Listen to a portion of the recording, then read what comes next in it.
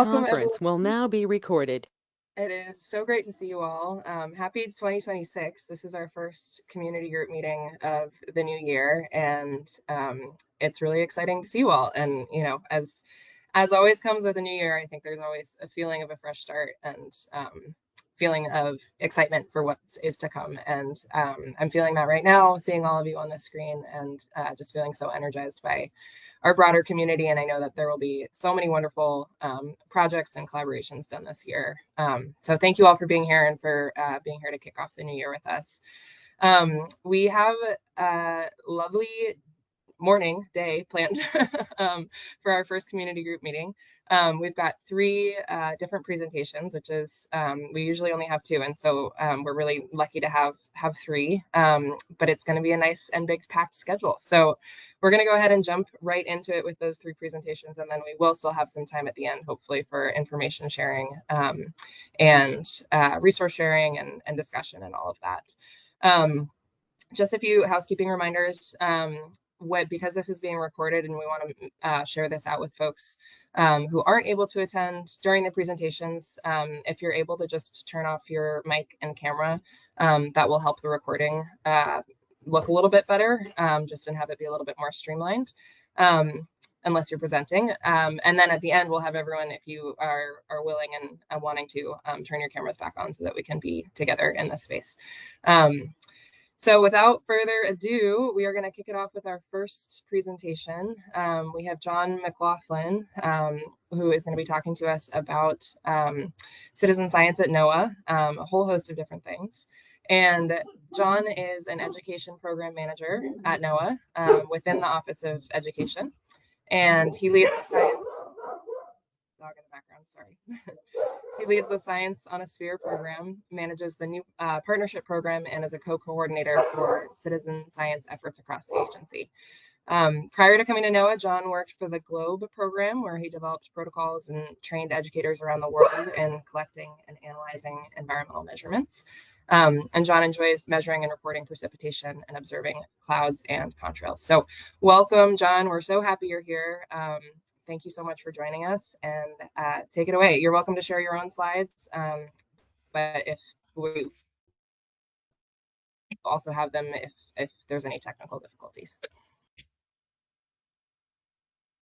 Oh, good morning, all. Thanks so much, Eliza, for the introduction, and thank you all for the interest in citizen science. As you mentioned, I wear a few different hats here at NOAA's Office of Education, but my passion and I dare say my favorite hat is the citizen science coordinator for NOAA, because there's just so many impacts to this type of work.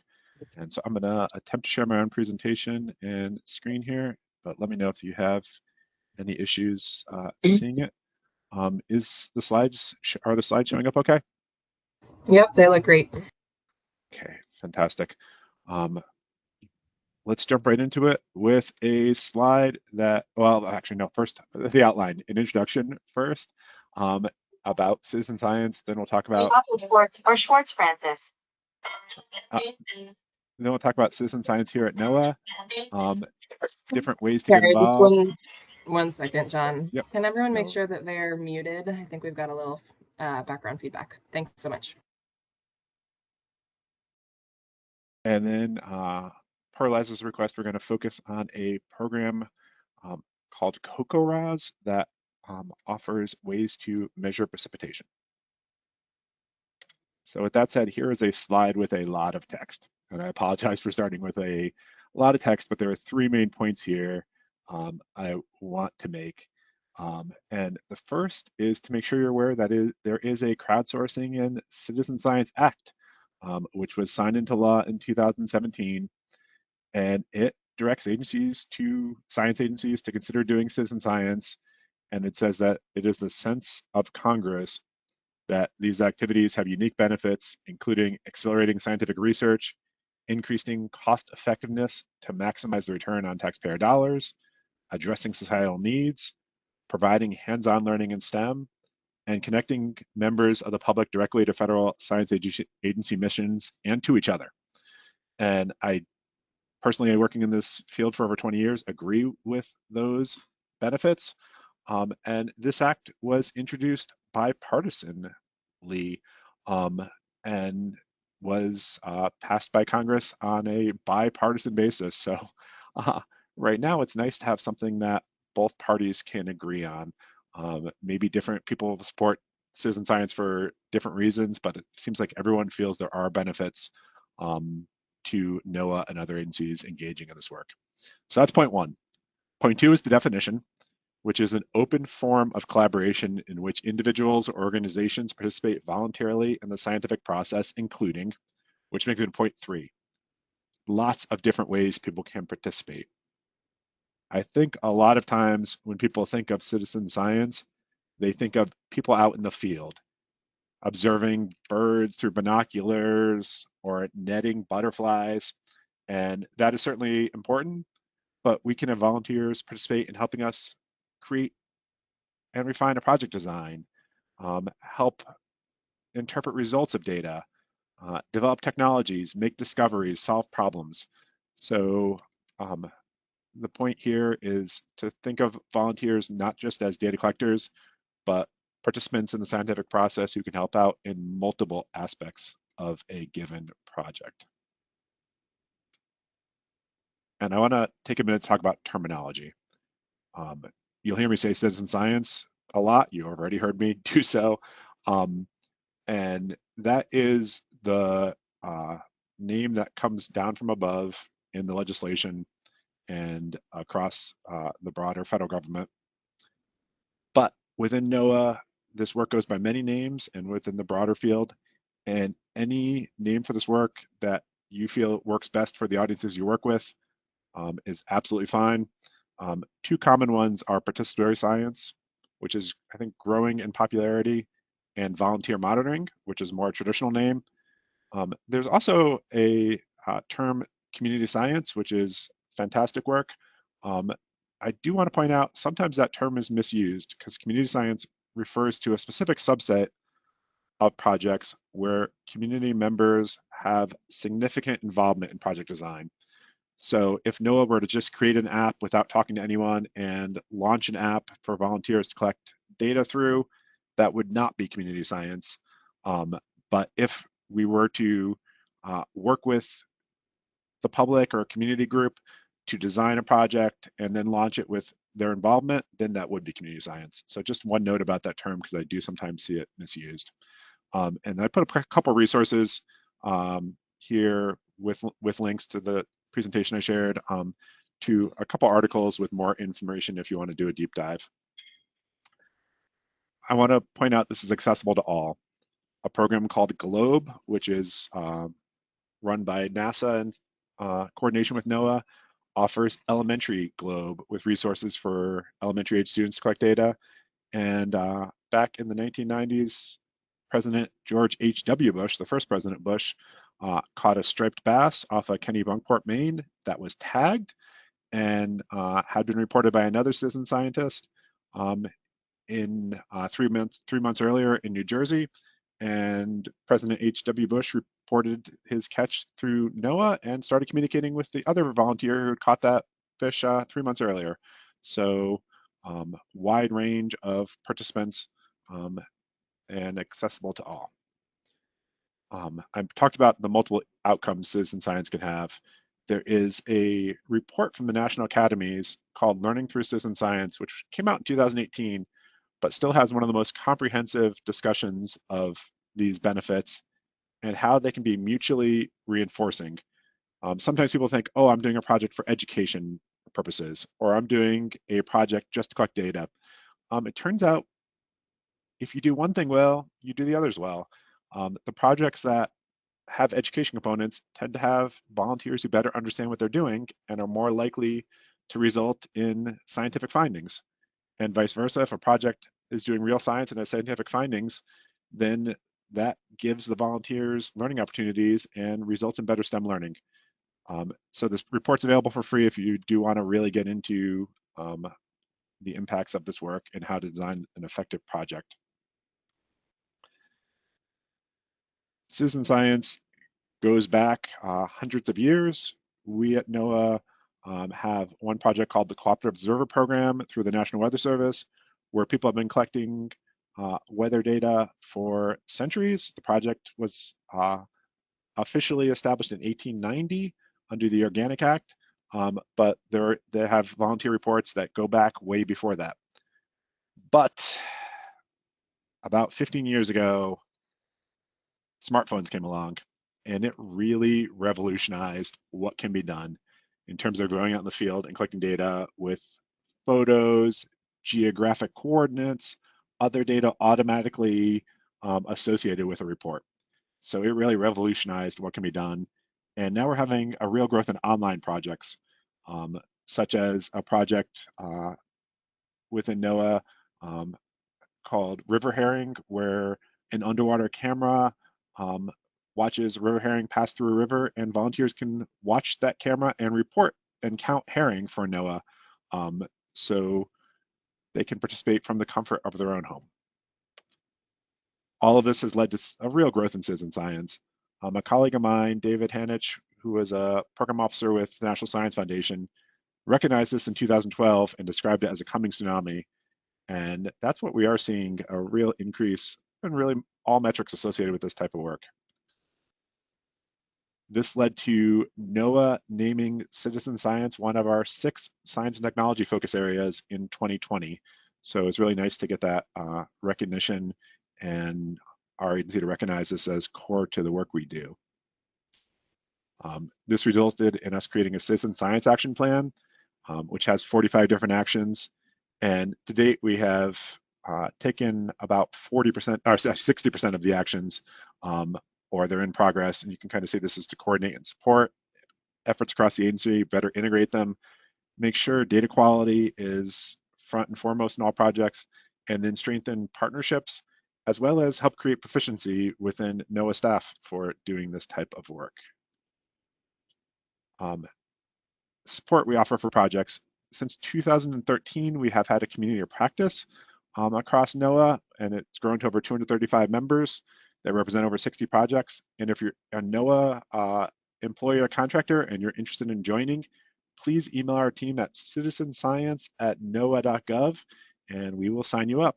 And it gets you access to a resource portal for citizen science resources, as well as, if any of you are familiar with the Paperwork Reduction Act, citizen science projects are required to be in compliance with the Paperwork Reduction Act. So we have a generic information collection request for all NOAA citizen science projects, which makes creating a new project a lot easier. And then we communicate and advocate for citizen science within NOAA and beyond. I do want to make sure you're all aware that we have a monthly webinar series through the NOAA Central Library, and it is open to all. You do not need to be associated with NOAA to participate. The link to it is there, and I'm pretty excited because the library just told us in January that we were the second most popular library webinar series in 2025, collecting over 2,000 viewers across our webinars. And I put a QR code up there to the link to the YouTube playlist because all of the recording, or most of the recordings to previous webinars are all available, including one on getting started in citizen science, which my colleague Rebecca Funk gave a couple years ago. That is, I think, still our most popular webinar. And so if any of you want to get started in running a project, not just participating in a project, this webinar is a great overview of how to do so. And it's in that playlist. I mentioned we have 60 plus projects across NOAA. How to find them? This question used to be an easy answer. There was a hub for citizen science across the federal government called citizenscience.gov that had a catalog of projects, and we had a NOAA collection within that. That website was removed this summer due to budget cuts at General Services Administration, which ran that site. So we are currently without an online collection of projects, but we are working to remedy that because we are in the process of creating an online catalog here at NOAA of our projects, and we're hoping to launch that this spring. In the meantime, if you're looking for a particular project or looking to connect with project leads, contact our team. Again, that email address citizenscience@noaa.gov, and we'll be glad to help you connect you with any projects that may be of interest. Some examples of projects across NOAA. The ClickerCore project was funded by money from the settlement from the Deepwater Horizon oil spill, and it shows imagery collected of coral in the Gulf of in the Gulf of Mexico or Gulf of America, and you can help identify species. So volunteers from anywhere in the world can look at imagery that's been collected and answer some questions that help identify what type of coral is there, so we can really look at impacts and recovery from the oil spill. We also have a number of projects related to marine debris. There is a marine debris tracker app. There's a marine debris monitoring and assessment project, which does offer an educator toolkit for doing marine debris. And there's an interesting project called Nurdle Patrol. And if you don't know what nurdles are, I did not prior to this project. They are the little plastic pellets, smaller than pencil erasers, that are melted down to make plastic products. And sadly, these pellets often make their way into the environment. Container ships have dropped containers of these pellets off the ships during storms. There have been trucks of these pellets that have flipped over on the highway, and literally billions, maybe even trillions of these pellets get scattered. And so volunteers can count how many pellets they find in a small area of sand and report that. And this project has really grown in popularity. And we have reports not just from coastal areas, but from inland. People have found these pellets in the sand here in Washington, D.C., right around the Washington Monument. There have even been reports inland on what look like pristine lakes where people find these pellets in the sand. So unfortunately, these pellets have become really distributed in our environment, and this project is a way to monitor them. As you know, microplastics are a big issue, and the Florida Microplastic Awareness Project from Florida Sea Grant helps provide tools for monitoring microplastics as well. Moving on to weather. There is an app called MPing. Sorry, you know, we love our acronyms here at NOAA, but it is an interesting one where you can report what type of precipitation you're seeing near instantly. It's very quick to report, and basically you open the app and you just say what type of precipitation you are seeing. And you can report hail, you can report rainfall, you can report if you're seeing flooding conditions, if you see tree branches down, and those reports get instantly routed to your local weather forecast office from the National Weather Service so that they are aware of what people are seeing. If you want to get more involved in monitoring precipitation, and not just saying if you're seeing precipitation, but monitoring the quantity of precipitation, there is a network called the Community Collaborative Rain and Hail Study, or COCORAS. And I put a QR code for it, as well as if you're on a laptop, the URL is cocoras.org. And I'm gonna do a bit of a deep dive here. This network has more than 25,000 active members that measure using a National Weather Service approved rain gauge. And it has grown to become the single largest source of daily precipitation data in the US, and actually was named the largest volunteer precipitation monitoring network in the world by the Guinness Book of World Records. And the data are used by the National Weather Service, our national centers for environmental information, farmers, the crop industry, local city planners, really a myriad of users. All right, so that's the network. Why would you want to participate in COCORAS? Why would you want to go and do this? Well, it turns out precipitation can vary greatly over time. And so year to year, we can have very different precipitation patterns that lead to very different conditions on the ground. And it can vary greatly spatially, especially in islands that may have leeward and windward sides. But this project started in Fort Collins, Colorado, and they had a number of volunteers within the city of Fort Collins measuring precipitation for almost 30 years now. They started in 1997, and every single year, the northern part of Fort Collins, Colorado, is drier than the southern part. And they ended up finding out that the city is in the rain shadow of a mountain range nearby, and the rain shadow from the mountains cut right through the city. And nobody had realized that previously. So you can really help find spatial patterns and track changes over time for your very local area that may not otherwise show up in larger granularity of data collection. You can also report urgent events. If you suddenly see this rain gauge filling very quickly, or you have a hailstorm or other urgent event, you can put in a significant weather report through CocoRAS, and it automatically routes to the AWIFS workstations that the National Weather Service Forecast Office uses, and they get an alarm letting them know that a CocoRAS volunteer just put out a significant weather report. And this can lead to a weather watch or warning being issued sooner than it would otherwise. So you can really help your area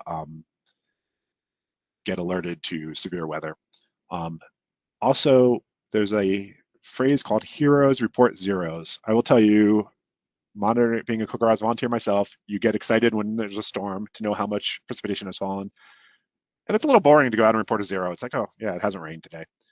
But we had a really dry spell here in Washington, D.C., and you need to report that first zero to know when drought starts and to know when drought ends. Um, and so we say heroes go out and report the zeros. Um, Also, you can explore your data. There's a data explorer tool that our office funded with CocoRAS that has some really neat visualizations. So you can compare where you are regard to climate normals throughout the month, throughout the year, throughout the past 10 years. Um, and you can also compare your site to other sites, either nearby to see how precipitation might be varying spatially near locally, or you can compare to a different area or region. And CocoRAS, and I'm not just trying to sell it here, it truly is fun. Every time it storms, my wife and kids and I talk about how much rain we're going to have the next day. And it's fun to go out and see who's right. And so it can be something that's really inspirational to people. There are a lot of stories of um, CocoRAS volunteers who um, have been going through tough times in their life, and the daily act of reporting their data and interacting with other volunteers becomes something they look forward to each morning. All right, so that's why you participate. One example, by the way, is Puerto Rico is a very active area for CocoRAS with over 80 sites across the island. Um, and during the tragic Hurricane Maria in 2017, the radar system for the National Weather Service was knocked out, but some CocoRAS reports continued to come through. So they were some of the first reports coming out of the island following Hurricane Maria. Really important data reports there. So how do you participate? You do have to purchase a gauge, and they're available from a few different vendors. They cost about $40. If you go to the CocoRAS site, there are options of how to order it. Then you can review a training slideshow or a video, whichever you prefer. And then you do need to install the gauge on a post, as you'll learn in those videos. And then you can begin collecting and reporting observations. Ideally, you do this at 7 a.m. daily. That's the ideal. That's not done by all. You can do a multi-day report if you're away for a week. Your gauge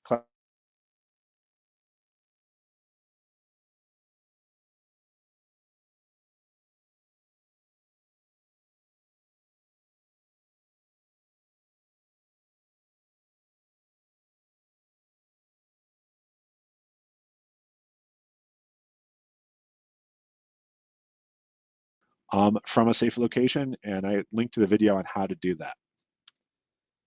All right, so with that said, I will open things up for questions and thoughts.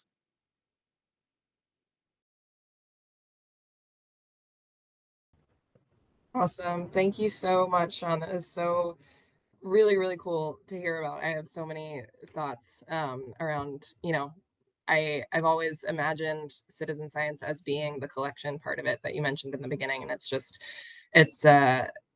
it's really cool to know that, within NOAA, there's so many different ways to participate in the scientific process, and appreciating, all of the different stages that people can get engaged is really great.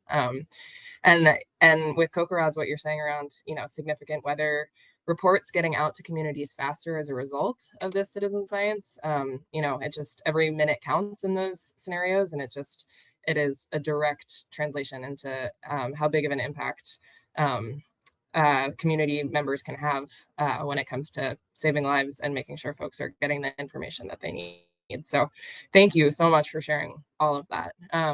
If you have a question, feel free to come on off of mute and turn your camera on to chat, or pop something in the virtual chat as well, and we can ask it out. But yeah, we've got about 10-ish minutes for questions and answers with John.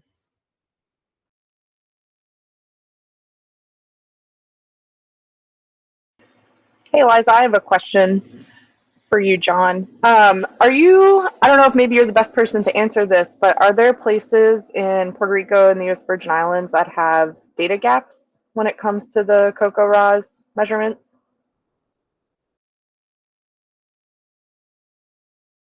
Great question. And I don't know enough about the locations. You can go onto COCORAS and look at a map of volunteer locations and see where somebody around you is. What I would say is, if there's not a volunteer around you, then you're a data gap. Um, I've been amazed at how small of a geographic distance precipitation varies. I'm here, I live in the District of Columbia, DC, and I live in the southwest part, and I'm the only reporter in the southwest, and I've had my gauge down recently, but when I was reporting actively, there were times the northwest part of the city, which is literally another volunteer 2 miles away from me, would get a thunderstorm and would report 3/4 of an inch, and I get nothing. And the COCORAS team actually has contacted me before and said, "Are you sure?" All the other volunteers in Washington, D.C. had pretty significant rainfall, and you had zero. And I said, I was watching the radar on my commute home yesterday, and yeah, the thunderstorm passed through the northern part of the city, but it didn't hit us in Southwest. And I'm really curious over time if we're going to see that there's not a differential caused by the river or something in precipitation, in even an area that's only a few square miles wide, like here in DC. So I would say any island, the more reporters, the better, the richer picture you get. And maybe you get a severe storm event right over your house where even just 2 blocks down the road, there isn't one. Thank you. I think more of a reason for us to get COCO-RAS rain gauges in the hands of our colleagues in the Caribbean. So thanks. I'll pass it back to Eliza. Awesome. Yeah, great question, Catherine. We've got one question in the chat from Alyssa, asking if the gauges have to stay in the same spot every year. Alyssa says that she moves frequently as a renter, and that's prevented her from committing to one, but would love to hear your thoughts on that. Yeah, no, you could move. You don't have to commit to living in the same place when you come to COCORAS volunteer. And I have done this. And you just report to the team, and they will change the geographic coordinates for your site. So actually, I live on a boat, and my rain gauge is on a boat, and I have moved slips and docks, and I just tell them, and they change the geographic coordinates for where my gauge is.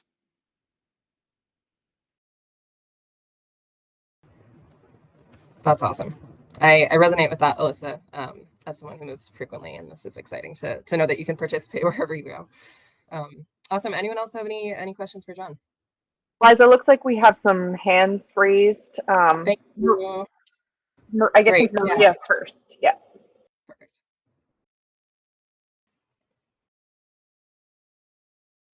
Hey, John. I'm a bit of a ringer, so but actually, I learned quite a bit from your presentation, and not sure why my camera's not working, but um, I, I guess I had a couple questions. One is about like NOAA collection sites in terms of, you and I are here in Silver Spring. I assume, but maybe I'm wrong, that there's some sort of data collection here. But I also wondered, since this is the Caribbean group, for NOAA sites around the Caribbean, if there are ways for like the work site to participate. That was one of my questions. And then I have a follow-up. Yeah, Maria, great to hear from you, and great question. So there are COCORA's sites in Washington, D.C. We don't currently have one on a NOAA building. Part of it is just access to the gauge. As you're seeing, that there's tall buildings here, and siting a gauge on top of a building, there needs to be direct access. But the National Weather Service does have weather observation sites in the area. And we did have one really exciting site we were able to set up a few years ago. We did, during the Obama administration, we did set up a rain gauge in the First Lady's kitchen garden that was reporting data for a few years. And that was a really exciting time. The Washington Post used to cite that gauge a lot. And we at NOAA set that gauge up and trained the staff of the National Park Service who maintained it there on the White House grounds. Unfortunately, that gauge is no longer active, but we would love to get some more gauges on federal property. It's just you need a spot where some open sky, and most of NOAA buildings here in DC are multi-story, so the only access is on the roof. Okay, and then if people will be patient with me, my second question, my office is a granting program, and we have regions around who then have partners or projects within their larger award that are essentially citizen science. And you could consider our programs to be what you were calling community science, because there's a lot of involvement, which I hadn't thought about until your presentation. But for those of us that might have granting programs where the awardee is doing some form of citizen science, should we be registering that with you? How do we do that? I'm just trying to gauge what level of notification we should be providing, or how maybe I should be involved, making sure that IUCE is plugged in. Maria, great to see you now that your camera's working. And yeah, thanks for thinking that through and for that question. So we have the community practice that there is no hard requirement that you must participate, but we love to have projects represented so that we are sharing information and we can help advocate for that project. And also when we have our searchable catalog of projects, if a project wants to find volunteers, being in that catalog will help. The community practice is for NOAA employees and contractors and staff. So it'd have to be not the grantee themselves, but somebody like a program officer or something participate, but we would love that. We would 100% welcome that. The only required time is if there are Paperwork Reduction Act implications. But basically, if you're funding a group through a grant to do an observation they want to do and federal staff are not telling them what they need to collect, then Paper Reduction Act is not required. However, if you tell them you shall collect the following information through citizen science, and more than 10 volunteers are participating, then Paper Reduction Act does come into play. And in that case, unfortunately, you do need to be part of an information collection request, but we're here to help walk you through that. And with the generic information collection request, I mentioned the bar to get that approval is much, much lower than it is to put in your own information collection request. And glad to meet if you want to talk through that any further. Great, thank you.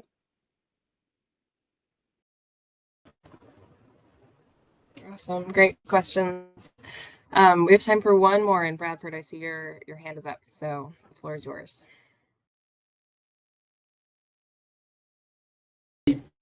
John, Brad Benchio, I'm with Officer Response and Restoration, and just wondering, uh, we've got, you know, quite a few needs as far as contingency planning and response support that we've identified some areas where volunteers and citizens could help with. Is there a point of contact overall in NOAA or a process where we could submit proposals for citizen science projects and look for funding to come up and support that? I wish I could. Great question, and gosh, I wish I could say yes. We are one of the 6 science and technology focus areas for NOAA, but which is great, but that does not come with funding. So we are an unfunded program currently. I would love for some point in time there to be a pot of funds for citizen science. In the meantime, we can offer help with structuring a program, with connecting you to resources, but we don't, unfortunately, resources meaning documentation, other people who may be working on similar projects, resources that maybe you'd be able to leverage. But at the current time, we don't have funding. We were excited back in early 2025, we did issue our first ever NOAA funding opportunity solely for citizen science through the National Marine Fisheries Service, but that was funded through BIL funds, and to date we haven't been able to make any of the awards that were in that funding opportunity. So that was an exciting first step towards having a dedicated funding for citizen science, but hopefully we'll be able to get some more, especially some internal funding. But at the current time, we don't have that to offer. Okay, well, if something happens where there is a process where we can submit proposals that would then, I guess, coordinate partners and bring forward, a way to get to what we need, that would be helpful. Absolutely. Just doing it on myself without, some other NOAA support is tough. Hear you loud and clear, and I'll say you're not alone. There's a lot of programs I've heard from that would like to get involved in this type of project, but need that extra support to do it. I will say if we ever do get funding to be able to offer across the agency, we will be yelling from the rooftops, or we will be doing NOAA library webinars about it, and we will get the word out as best we can, because it will be an exciting day for us.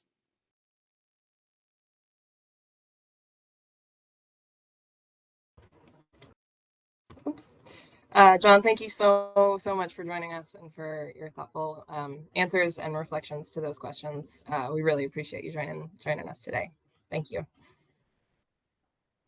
Thank you. All right.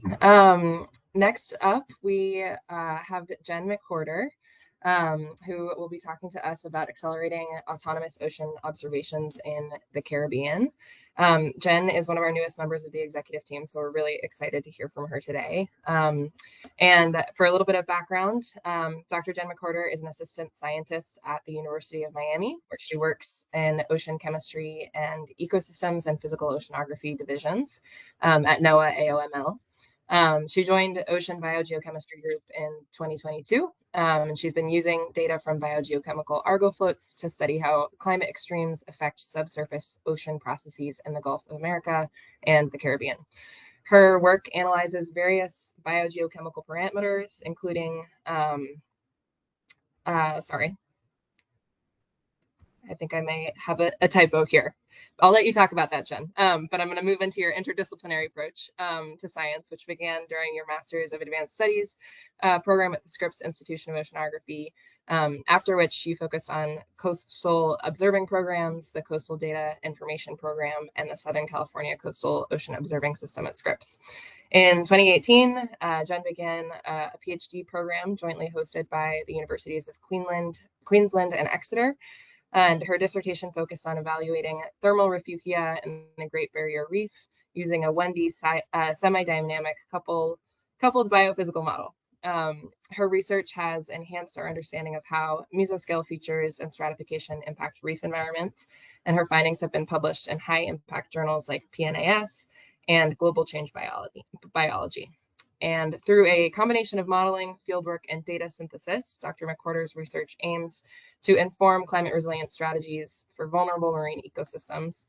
Her most recent work involves a study that integrates data from several autonomous observing systems to understand ocean biogeochemical cycling during a hurricane in the Gulf region. Jen, you have a wealth of expertise and experience, and we're so happy that you're here to talk about it. So thank you so much. Thank you. That was really nice. Thank you all for your time, and thanks to the NOAA Caribbean group for having me. It's an honor to have some time to talk with everyone and share some ocean observations that I wanted to make everyone aware of, and hopefully those on the call can help me brainstorm how to get the data out there and leverage the community a bit more. All right, without further ado. So the old way of measuring ocean observations, typically we use a single ship. And this is very expensive, as a lot of you know. It provides very little coverage, yet their ship-based observations are irreplaceable. So to supplement ship-based observations, we now have unmanned, robotic, autonomous instruments called Argo floats. And these floats profile the water column and they send data around the clock. Pretty exciting stuff. These data are also going into a lot of global models, helping with lots of different forecasts. And I'll talk a little bit about that in a bit. So just to give you a sense of the density of the observations we have globally, core Argo, this is mainly what you're seeing here, about 3,000 core Argo floats, which are temperature and salinity floats, like you saw in the image previously. And these floats profile from 2,000 meters to the surface. And in total, we have over 4,000 cumulative Argo floats. So there's three kinds: core Argo, deep Argo, which actually measures all the way down to 6,000 meters.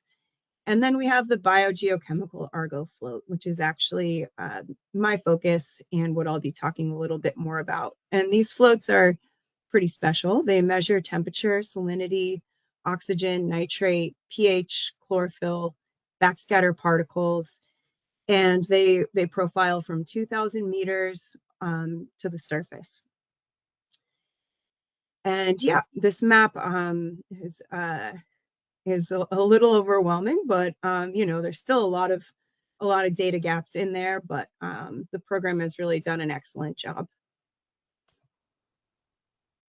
So the biogeochemical Argo floats, these are what they look like. They weigh about 90 pounds. They're approximately 6 feet tall, nearly as tall as my colleague Claudia here. And the top hat contains most of the sensors. So we have, on this float, we have an oxygen sensor, a nitrate sensor, a pH sensor that actually flows through the CTD, which measures temperature, salinity, and pressure. And then we also have a biooptical sensor, which is giving us the chlorophyll and the backscatter particles. Some floats now contain downwelling irradiance, which is particularly useful for complementing the chlorophyll A and the backscatter particles. All right, and now the mission. So you're probably wondering, well, what's the frequency and what's the battery life on these autonomous instruments? So when we deploy a BGC Argo float, the float descends down to 1,000 meters, where it's parked for approximately 9 days. On that 9th day, the float then begins its mission, drops down to 2,000 meters, when the sensors are then activated and begin collecting data as the float returns to the surface. And once the float is on the surface, we're sending those data in near real time through the Iridium satellite network.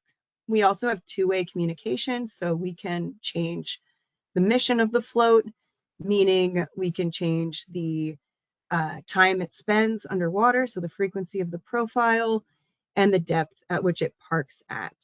We can't steer the floats. They're drifting in the currents and they go where they want. But we can control the depth in which we can use currents sometimes to somewhat control their location. And the floats last about 3 to 5 years. So this long-term data set is invaluable, really important, and helping us get some eyes and a nice pulse on the ocean's health. All right, so now I'm going to talk a little bit about Argo data uses and really try and let you know how important this data set is and how it's being used. So ocean heat content is one of the main things that the floats have been able to cover data gap wise, as you can imagine. So the temperature sensors are extremely high quality. We have great global and spatial coverage. And as I mentioned before, we're also measuring down to 6,000 meters now, which is quite impressive. Since we have great spatial coverage, there's actually minimal spatial and temporal seasonal bias. So the seasonal resolution is actually looking quite good. There've been collected over 3 million profiles of temperature and salinity around the global ocean. And we can look at year-to-year fluxes as well. So in addition to seasonal variability, annual variability is quite good as well. And this is one of my favorite plots of the entire array. You can really see the ocean temperature anomaly.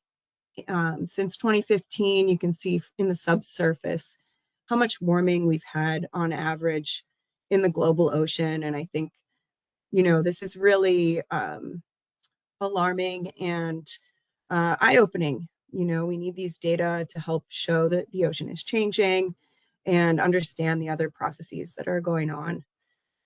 Additionally, Argo floats are helping with other short-term type events, one being ENSO, by understanding ocean temperature. And it's one of the largest ENSO signals.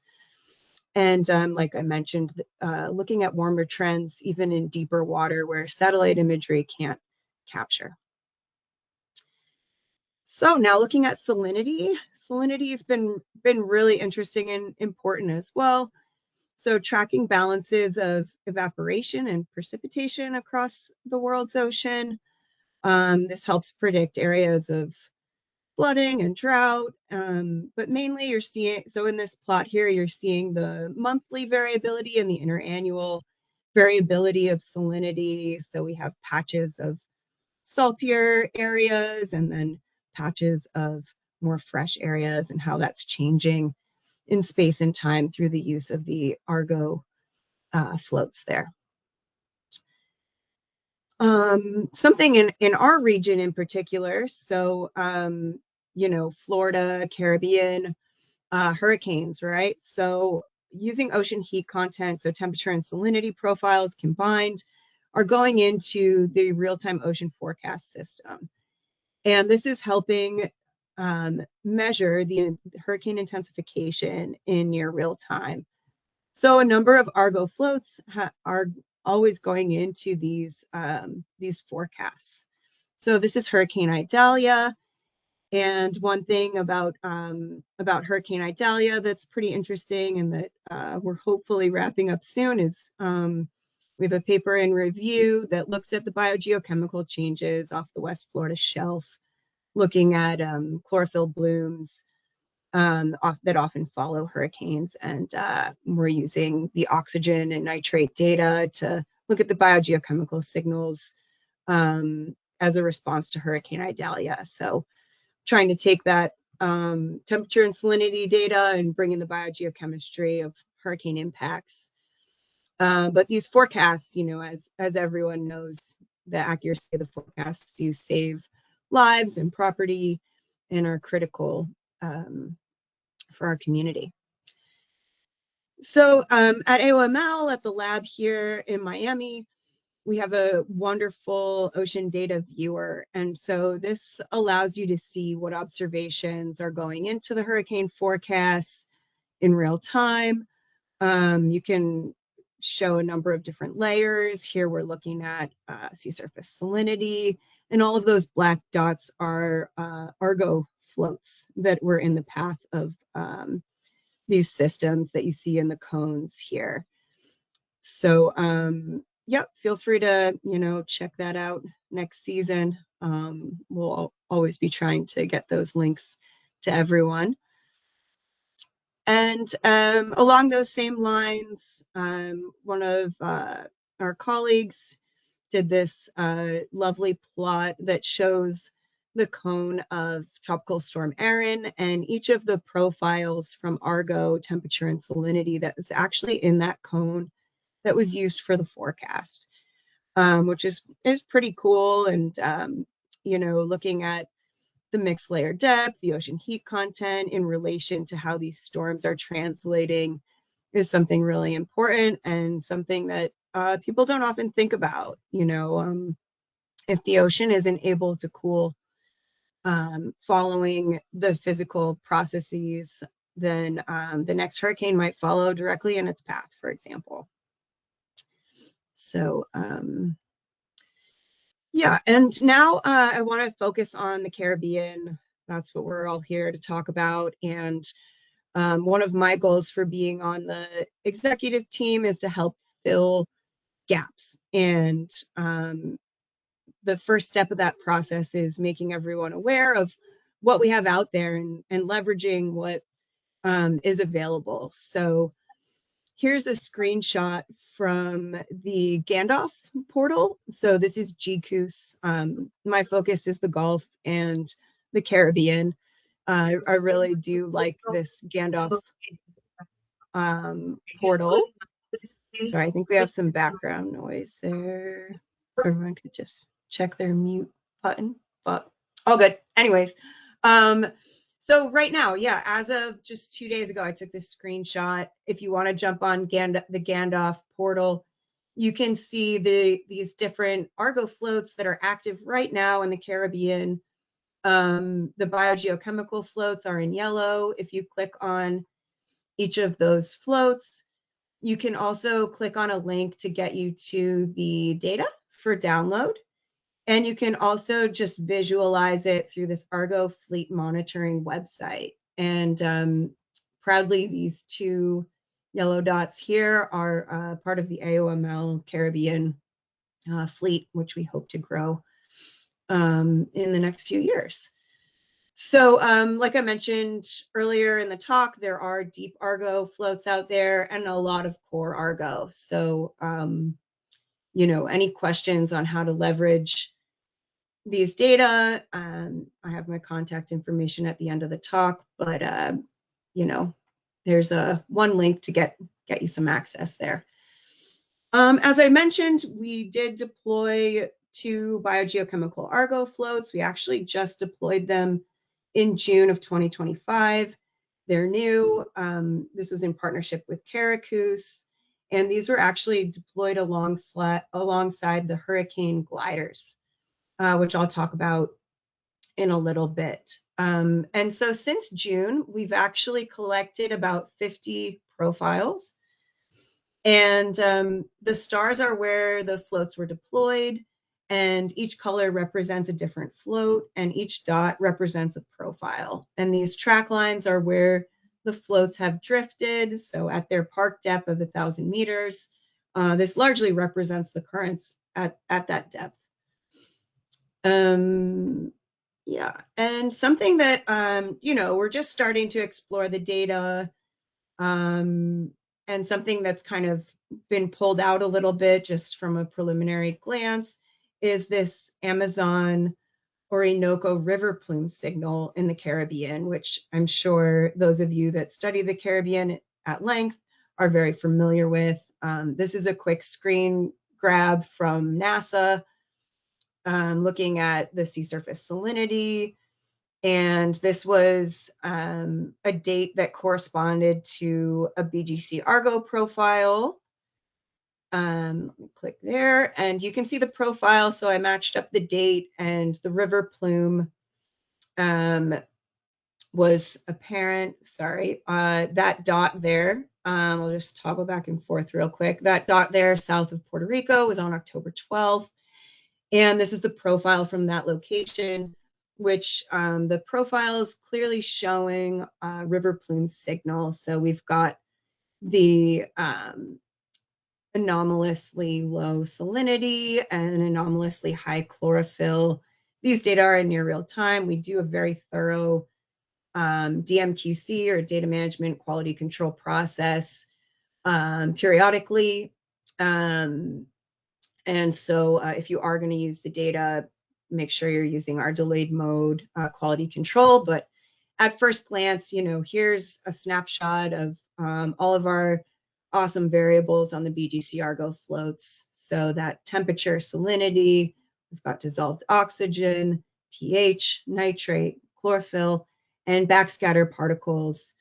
And putting these stories together, we're hoping to distinguish water column profiles using this example: in river, out of river. How do those characteristics change across these variables? What's the range look like at various depths? And how is this impacting the ecosystem in a larger capacity? And once we understand those baselines, then looking at anomalies and potential threats to certain water column habitats. And like I said earlier, I showed the observations, but actually, I don't know if I said this earlier, but there's actually been pretty sparse observations for biogeochemistry in the Caribbean. So I did this quick analysis the other day. I just ran a query since 2000, and each dot is a profile in the Caribbean Sea, and each color is a different BGC Argo float. As you can see, most of them are on the Atlantic side of the Caribbean. The floats highlighted in green are actually the two we deployed in June, which are south of Puerto Rico there. But notice this really large white space on the map where we haven't had any biogeochemical Argo float observations. So we're really hoping to improve our data coverage and get a better sense of the BGC elements in the Caribbean Sea. Oh, and we are hoping to deploy a couple more floats in the Caribbean this summer, fingers crossed. But we have a couple in the lab that we'd like to put in the Caribbean. So stay tuned. And as I mentioned earlier, the gliders, here's an image of the gliders. They don't have their wings on yet, but you can imagine a glider is similar to an Argo float, but it has wings, and it operates more on this, diving and surfacing kind of trajectory. But similarly, they're collecting temperature and salinity, and these gliders have actually been collecting oxygen as well in and around Puerto Rico.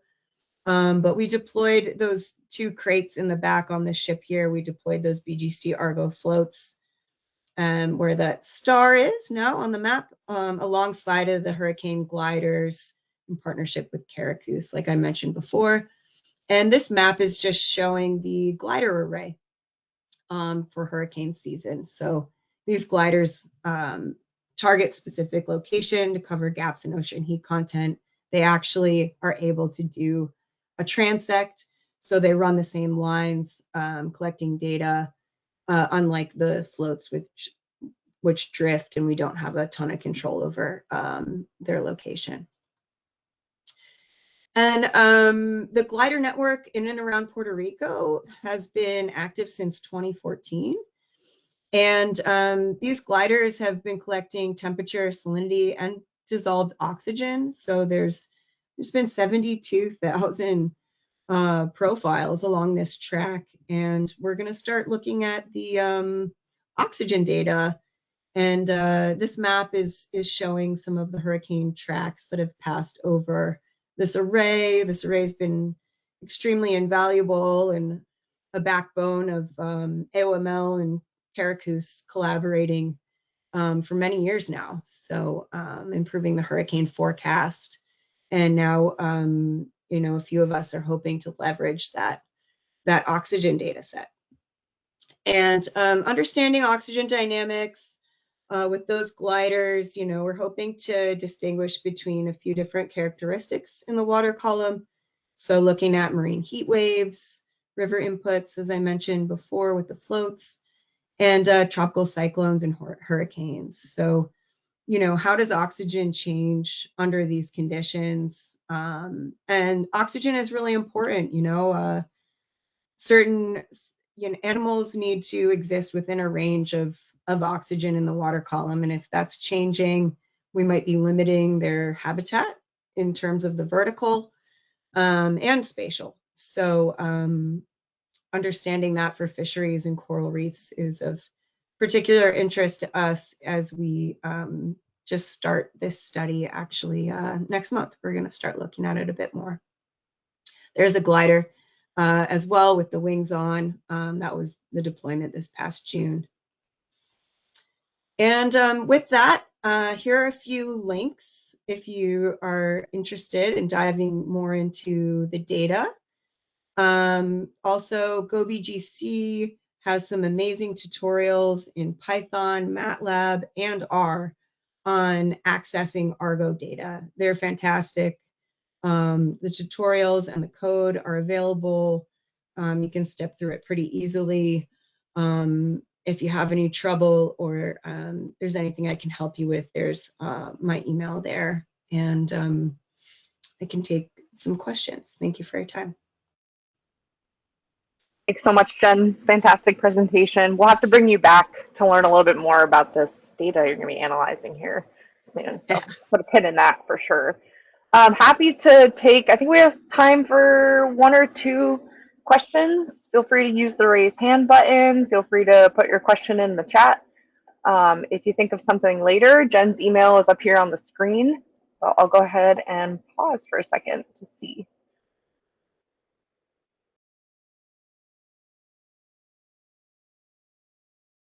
Aransasu, feel free to come off mute and ask your question. Yeah, thank you. What a great presentation, Jen. I learned so much. What is the limiting factor for expanding into that western part of the Caribbean? Is it just funding? Is it staff, capacity, all of the above?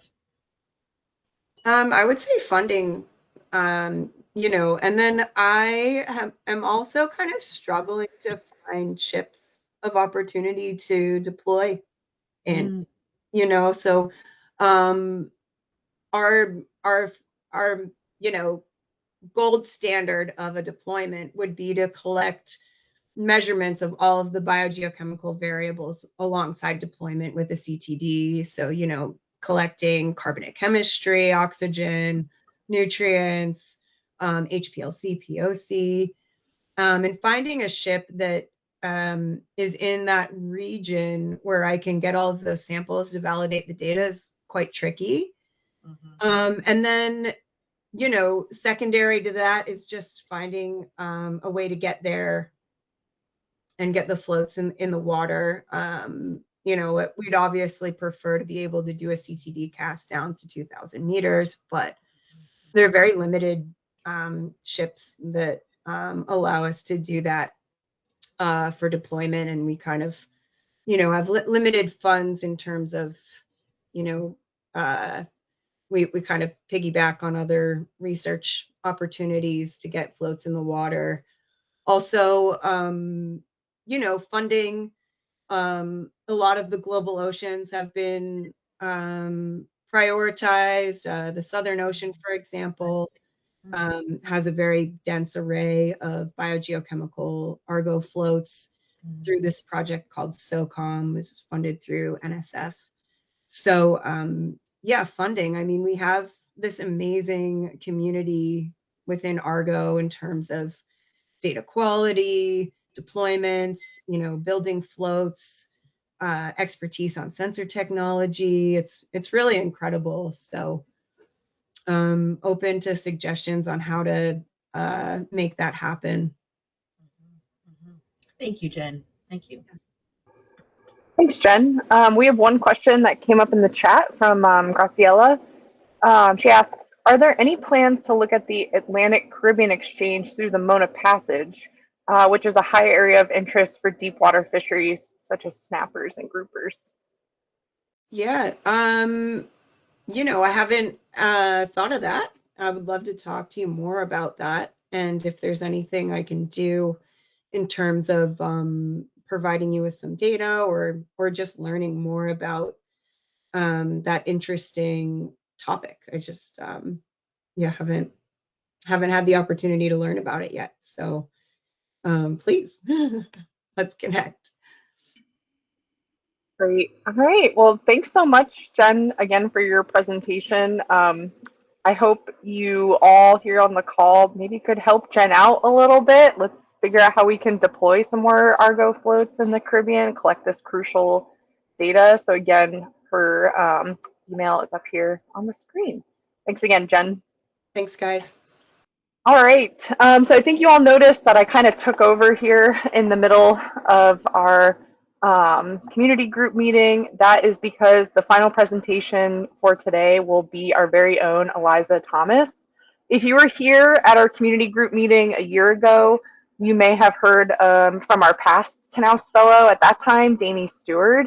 And unfortunately, it's that time of the year where we say thank you and farewell to Eliza, our current Knaus Fellow, for all of the work that she did to move NOAA in the Caribbean along this year. So just like last year, we're going to have Eliza speak to her experience as a Knaus Fellow this past year, and what an experience it was. So I'm going to go ahead and bring up your slides right now, Eliza.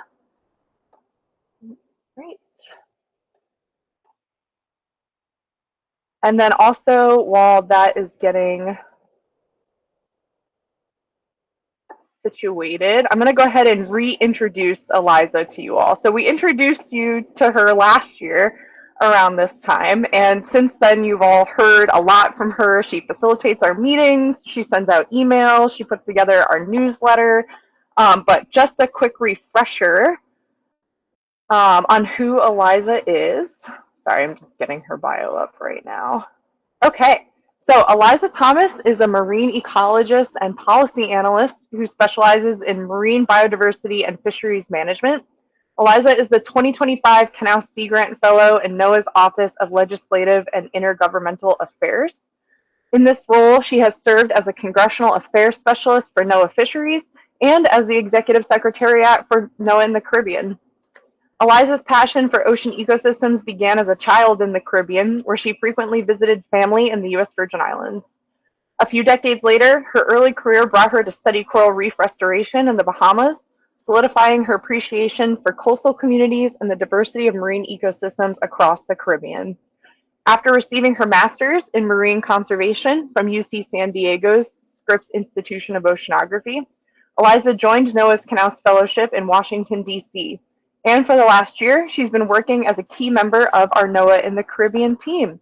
So with that, Eliza, I'm going to go ahead and pass it off to you to present on your experience this past year. Awesome. Thank you so much, Catherine, for that introduction. And it's a surreal feeling to be at the end of this fellowship, because I feel like I just got here, and I'm sure that is the case for everyone who goes through this. But it's flown by for a variety of reasons, but one of which is just because time flies when you're having fun, and I have really loved working with this group for the last year, and it has been one of the absolute highlights and joys of my fellowship to work with the NOAA in the Caribbean team. So I would love to just tell you a little bit about my fellowship year. As Catherine said, it has been quite a year, and I'll talk a little bit about my time working with NOAA in the Caribbean, as well as the other hats that I wear in this role as well.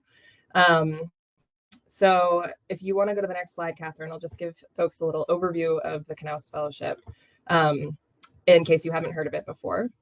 So the John A. Knaus Marine Policy Fellowship is a one-year fellowship in marine policy based in Washington, D.C. that is open to recent graduate students who have studied something related to ocean science. And this is for folks who have just finished a PhD program, a master's program, or a law degree. And it essentially brings students who come from the science world and gives them an opportunity to really learn how policy works in the federal government, and how to bridge that gap between science and policy. This program is run through the National Sea Grant College Program, which supports coastal, marine, and Great Lakes communities through research, extension, and education.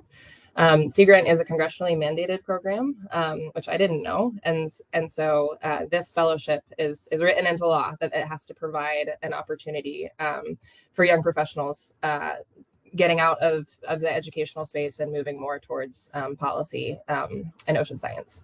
So I have been so lucky and grateful to be a part of this group.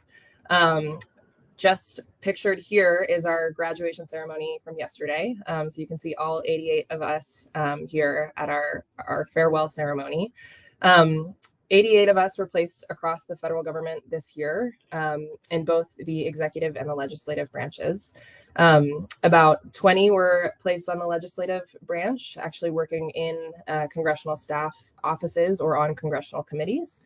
And the other 60-ish of us were placed at federal agencies, many of which were at NOAA, others at the EPA, at the Department of Interior, Coast Guard, Navy, all over the place, but really approaching marine conservation and ocean science policy from a variety of different lenses and landscapes. I got into this, my background, as Catherine mentioned, is in coastal resilience and ecosystem management, and doing a lot of work locally with communities. And one of the things that I noticed in that work was that there was often a pretty big disconnect between science on the ground as it was happening, and then how that informed management and policy decisions, especially at the federal scale. And so I chose to, after graduate school, pursue this fellowship to really understand how federal policymaking works, so that I can be an effective bridge between the scientific community and those who are making management decisions. So next slide, if you'll go for it, Catherine. I decided to have my placement in the executive branch in NOAA's Office of Legislative and Intergovernmental Affairs. This looks like a blank screen for now, but that's because more is coming. I wear a lot of hats. So Catherine, just flip on through. In this role, I am a congressional affairs specialist. I also am the executive secretariat for NOAA in the Caribbean, which is how you all know me. And I'm also a liaison to the Regional Collaboration Network, NOAA's Office of Education, and NOAA's Arctic Action Team. So lots of different facets and ways to understand NOAA at the 30,000 foot level, across all different line offices, and then also at the programmatic level as well, which has been one of the greatest joys about working with the NOAA and the Caribbean team, to see that work happening on a local level. So I'll tell you a little bit about the things that I've been doing the most this year, and that is working as a congressional affairs specialist and also with the NOAA and the Caribbean team. But to start, so I serve as a congressional affairs specialist for NOAA Fisheries. I started my year, with all that was shifting around related to staffing. I ended up taking on a portfolio that needed some extra support. And that started on the Weather Service, and this was completely different from my background and what I had any training in. So it was a very quick learning curve, but really incredible opportunity to get to know, a really vital part of NOAA, and one that has such an impact locally. And it was, I think being a part of the Weather Service for the first 4 months of my fellowship also gave me a really distinct appreciation for all of the work that the Weather Service does in the Caribbean, and that all of the line offices do. OAR collecting the data that then informs models, the Weather Forecasting Office in San Juan.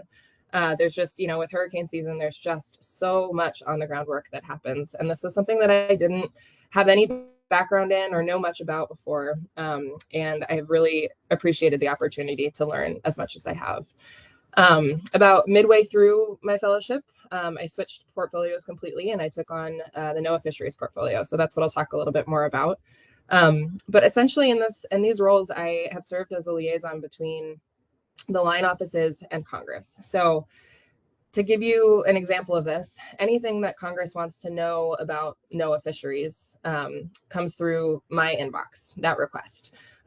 Whether that is, a constituent locally who wonders why NOAA fisheries just made a regulation on a specific fishing season or anything of the sort. It's my job to track down the right people within NOAA fisheries to get that answer and then communicate that answer in a way that is going to land and resonate for the person who's requesting that information on the congressional side. This also has involved working directly with legislation as it's being developed. So we've had, the honor of being asked by congressional committees and staff offices as they are writing new bills related to ocean management and conservation. They've asked us for our opinion. If they're, writing something that's going to impact NOAA's programs, they want to make sure that it's feasible. And so my job is to get the right subject matter experts within NOAA fisheries to the table so that they can provide accurate, what we call technical drafting assistance, or TDA, to make sure that, the bill that's being written is actually something that NOAA can act on. So it's been a phenomenal opportunity to really be at that intersection between science and policy and be communicating in that way. A couple of the other things that I have done in this role, NOAA's first hearing of the year and of this administration happened in early December, and this happened to fall in my portfolio. This was a hearing with the House Natural Resources Committee on sea lion predation in the Pacific Northwest related to salmon.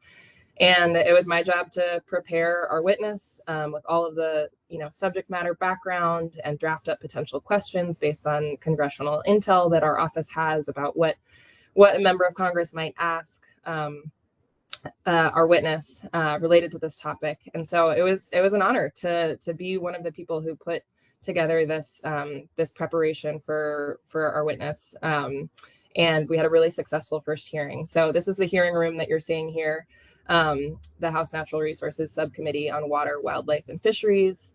On the left is a photo of me and Assistant Administrator Henio Piñero Soler, who is Puerto Rican and someone I've been working really, really closely with this year. I take him to the Hill pretty frequently for meetings with members of Congress and their staff, and it's been wonderful to get to know our leadership and to be supporting the communication between Congress and NOAA. Next slide, Catherine. Another part of what I have been doing in this role has been to staff NOAA leadership as they engage in congressional districts and with members of Congress, not just on the Hill, but elsewhere as well. And so this is, it has also really helped me understand the role that NOAA plays in connecting with communities and connecting with folks who are impacted by NOAA decision-making. So this is a few photos from a multi-day trip to Ocean City, Maryland, with our political leadership and Congressman Andy Harris. And, the congressman has a lot of respect for what NOAA does and wanted to make sure that we really understood how his constituents were being impacted by NOAA decision-making and actually bring them to the table for conversation. So we had plenty of opportunities to talk with business owners, with fishermen, and it was a wonderful experience to really hear so many different perspectives about really pressing coastal issues. And I think that's one thing that I've learned and grown a lot this year is widening my perspective and softening in sort of how I think about ocean management issues and the way that they affect so many different people. So, and one other thing I wanted to mention too, yesterday in our graduation ceremony, Assistant Administrator of OAR, Steve Thur, he spoke to us. And one of his pieces of advice was to always learn other people's languages. And he didn't mean foreign languages per se, but he meant learn the languages of the work that people do. So whether that's policy or science or education, being able to be nimble and quick to translate between those different spaces, that is how success and progress, that's how progress gets made. And I really resonated with that a lot. And I think that's one of the things I've taken away the most from this year has been that this learning experience has really just opened my eyes to so many different languages, and so many different experiences and perspectives, that's really, I think, making me a better communicator of science, and a more effective advocate for policy that's actually going to make a difference. All right, next slide, Catherine. The other very important part of my job this year has been to be the executive secretariat of NOAA in the Caribbean. And as I mentioned, this has been an absolute joy, to work with this amazing group of people. You all know me from my emails and from the newsletters, facilitating meetings, and pulling together the annual partners meeting. And I think, one of the things that has been so grounding for me about this group is just not only it's such a culture of community and showing up, and supporting one another and being curious about how we can collaborate. But it's also really contextualized for me, the rest of my experience this year, because I've been working in the headquarters level in NOAA's Office of Legislative Affairs, where I see things at a very high level regional perspective. And to be able to put into practice what I'm learning at a local scale, working with a group of people that I'm getting to know on a personal level, I'm starting to learn these different projects, has been so special and so important to my growth and learning. Catherine, next slide. And one of the things that you all do so beautifully is building relationships with one another. And I had the pleasure of being able to actually come down to Puerto Rico in May or April, I think it was, and meet with some of you wonderful human beings. On the left, we have Nicole from Boricor, talking to me about mangroves and the incredible mangrove restoration that's happening in Hobos Bay. In the middle, I was able to see the National Weather Service Weather Forecasting Office in San Juan. We've got Ernesto Rodriguez on the left, one of our executive team members. And it's just been an absolute pleasure to actually see on the ground all of the amazing work that this community does. Our beloved chair on the right, Yaritza, and her sister, we went for a walk in the woods, and we went mushroom foraging after a rain. And it was, little experiences like this that just make me feel so connected to this group, and so appreciative and grateful for the ways in which, NOAA operates at such a large scale, but you can see the impact on a local level and rippling out through the community. So it's just been a total joy to work with you all, and see the dedication of science stewardship, education, all that NOAA stands for, all that you stand for, and how committed you are to putting that into practice on a daily level, and at such a local scale as well. So last but not least, if this, I do want to put a plug in. You can go to the next slide, Catherine. Thanks. If this is, if you know anyone who is a recent graduate, or graduating from graduate school anytime soon, and you think they might be a good fit, you can learn more about the fellowship program at this QR code. It's been a wonderful experience, and I really do feel like it has supported me and helped me chart my path between science and effective policy management, and community engagement. So that's sort of a bit of a summary of my year. And I just want to say a huge thank you to so many people. First and foremost, this group for being so incredibly supportive, and always showing up for me and passing along resources and being willing to connect. Our executive team is amazing. Our annual planning meeting team is amazing. This community group is amazing. And it's been a joy to work with you all. I also want to say a really big thank you to my host office, NOAA's Office of Legislative and Intergovernmental Affairs. They've been incredible mentors, and so supportive of me continuing to stay involved in NOAA in the Caribbean, even when my work portfolio shifted so much given changes in staffing over the year. And last but not least, a huge thank you to National Sea Grant, and California Sea Grant, which is my home Sea Grant, for their support in this program so far. So I'm happy to take any questions, and I can also put my email in the chat if anyone wants to chat further. Thank you so much, Eliza. That was wonderful. Oh my gosh. I don't even know what to say. We're going to miss you so much. And just thank you so much for all you've done to, again, move NOAA in the Caribbean forward this year. We're keeping your email on the listserv forever. So hope that's okay. Appreciate it. Yeah, we only have just like a couple of minutes left. And before we adjourn, I did want to take a minute to introduce you all to Jillian Coleman. Um, we are so sad to see Eliza go, and there's been some changes in the Canals Fellowship, so I'm not sure quite yet when we will be able to start working with a new Canals Fellow this year. So in the meantime, just want to introduce you all to Jillian. Here she is. Hi, Jillian.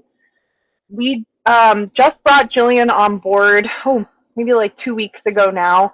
Jillian's a student assistant through the Cooperative Institute for Marine and Atmospheric Studies, or CMIS, at the University of Miami, and she's going to be helping fill in some of the executive secretariat roles for NOAA in the Caribbean, and also help plan our annual partners meeting. More on that soon. We have dates, we have some information to share, so we're just kind of solidifying some things before we announce that to the wider group.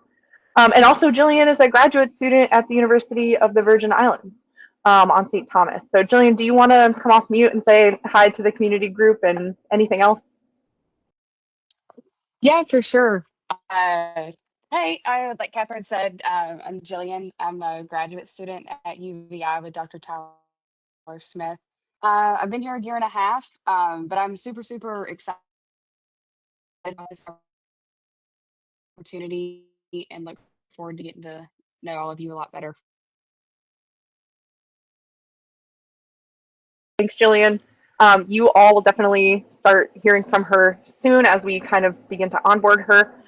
So yeah, welcome, Jillian. And again, thank you so much, Eliza, for all you did for NOAA in the Caribbean this past year. We appreciate it. With that, I'm so sorry that we didn't get a chance to do community group updates today, but as always, let me go ahead and pop our generics email in the chat. If you ever have any questions or anything you want to share with the whole community group, just go ahead and email us at region.secarib@noaa.gov. We always are looking for people to present at our community group meetings. So if you have suggestions, email us. We're always looking for people to contribute to our newsletter. So again, please email us. And anything else that you may want to know, questions, comments, concerns about NOAA in the Caribbean as a whole. All right. So with that, we'll go ahead and adjourn today's meeting. Thank you, everybody, for being here.